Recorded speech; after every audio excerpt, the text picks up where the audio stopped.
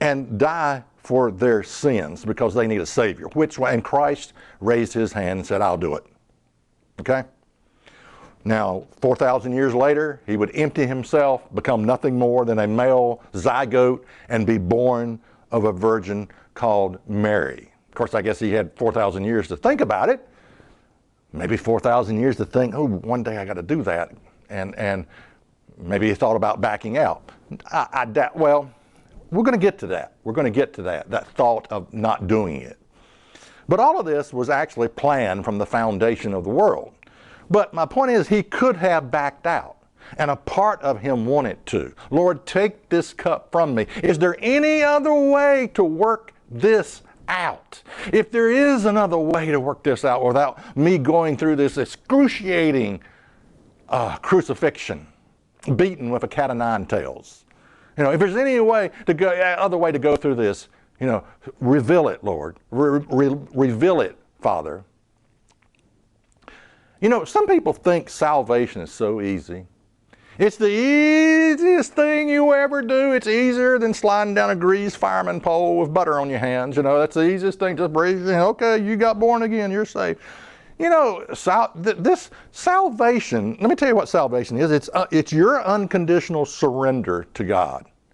And if you think that's easy, I got some swampland in the Mojave Desert and I want to sell you real cheap. If you think unconditional surrender, you surrendering your will to God, it wasn't easy for Jesus. He said, Father, if there's some other way to work this out, let's work it out some other way. It wasn't easy for Christ.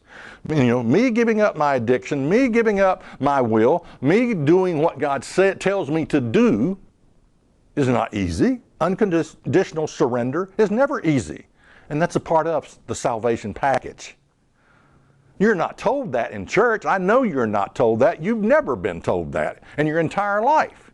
You've been told a lie your entire life, that salvation is the easiest thing you will ever do in your life. Okay, well, let's take a look at Matthew 26 and verse 53.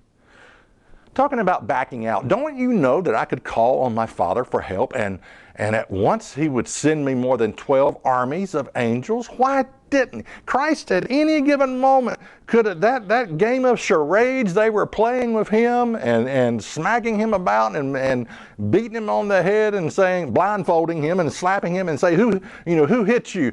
That kangaroo court, he could have stopped at any minute. He could have called 12,000 armies of angels and just wiped them out.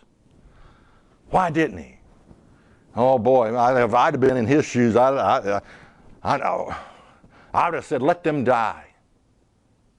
Would you have raised your hand and said, I will go down there and die for their sins? Check us out on the web at isthatreallyinthebible.com.